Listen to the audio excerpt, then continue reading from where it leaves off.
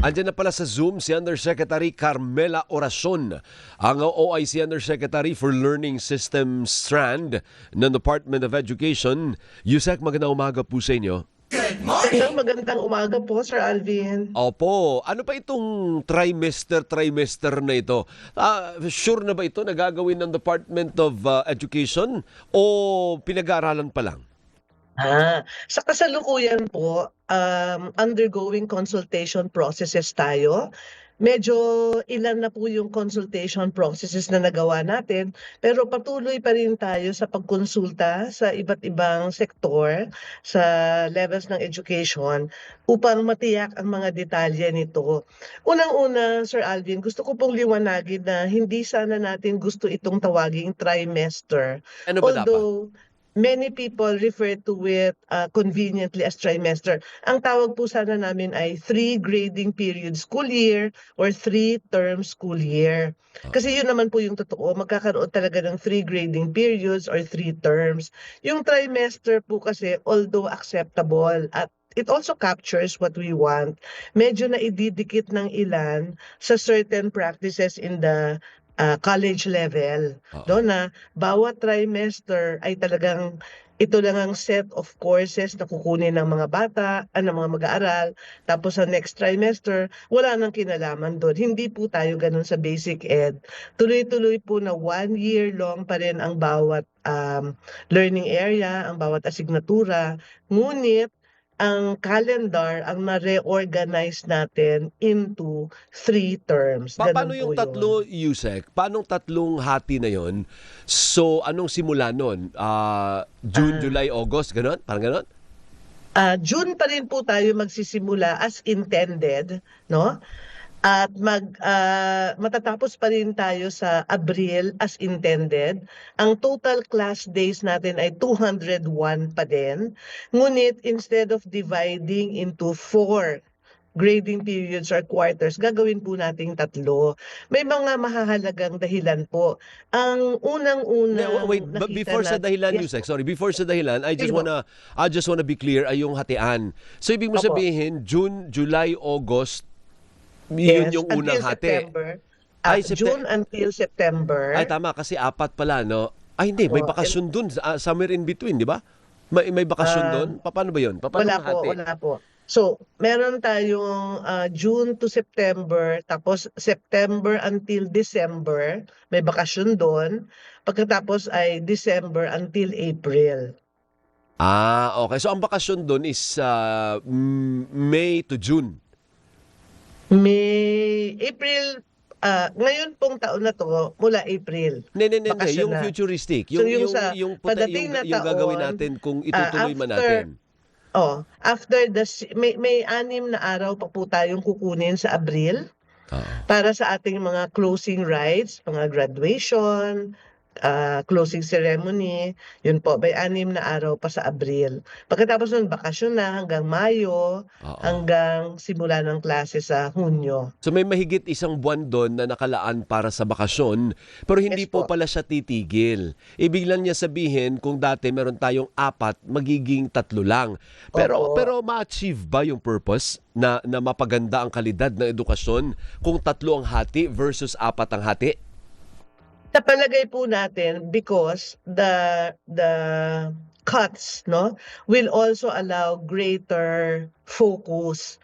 Kasi po dati, 'di ba, may 4 na quarters tayo. Pero dun sa 4 na quarters po, halo-halo na yung teaching and learning time, yung time for activities, competitions, and extracurricular events.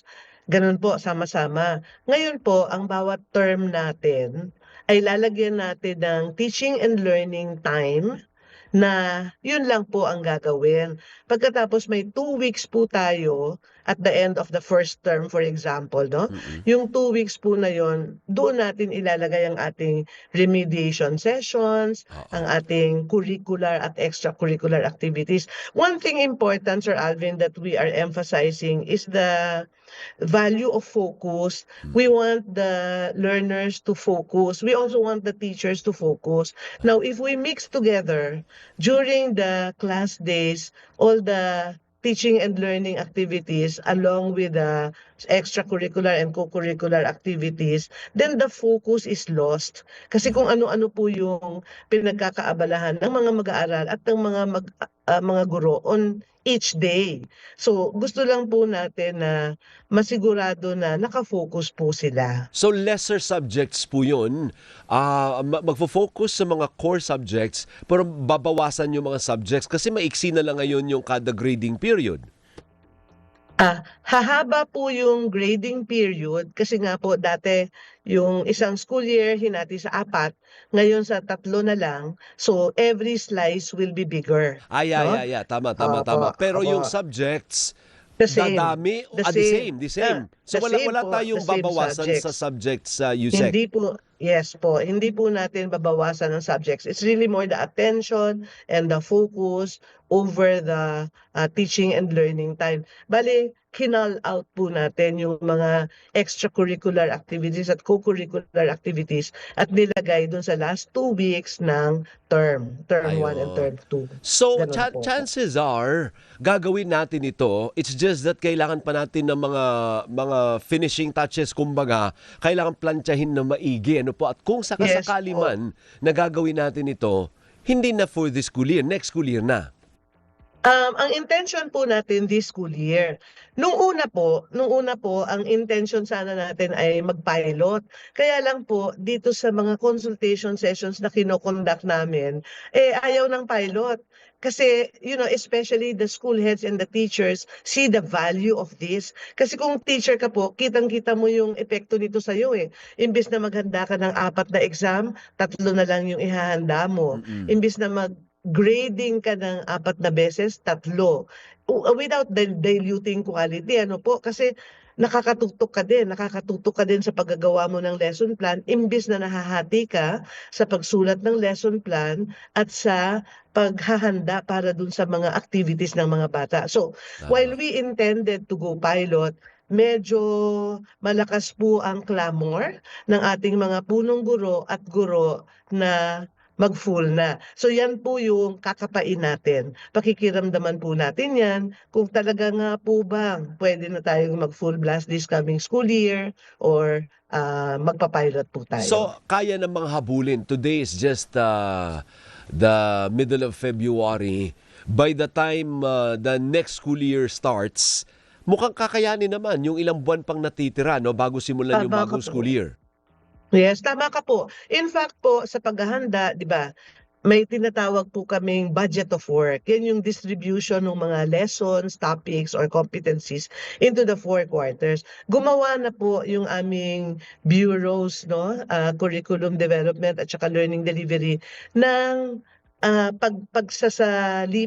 paglilipat niyan sa 3 grading period. So, gawa na po yun in case talagang pasukin natin ito. Tapos yung mga guidelines, napopormahan na po. Pero Sir Alvin, tulungan niyo kami. Gusto pa namin talagang makakonsulta, no, ng marami kasi nga po minsan ang nakakarating siguro sa iba ay ibang hindi yung tunay na forma ng 3-term school calendar natin. So Opo. maraming salamat po talaga sa pagliwanag ninyo ngayong umaga. Opo. Pag ganyan po, magpa-interview kayo lagi. Ano?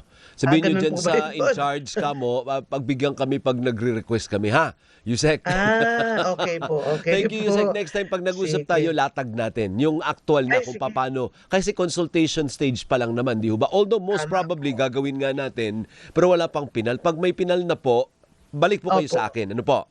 Sige po. Mabuhay Alvin, ang DepEd. pwede ko bang Opo. idagdag Of course. na ang isa ring maitutuwid nito ay yung, di ba, napaka-frequent po ng class suspensions due to calamities. Opo. Because of that, may mga po tayo divisions na 38 class days ang nasususpend.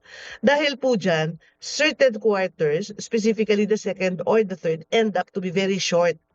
So ito po will even out the grading periods better. So yun po ang gusto Okay. kong idagdag sa Very good, very good. Sige po, mabuhay kayo dyan sa Department of Education, Yusek. Mabuhay po kayo. Maraming Sa ulitin, salamat. si Undersecretary Carmela Orason, ang OIC Undersecretary po for Learning Systems Strand ng Department of Education.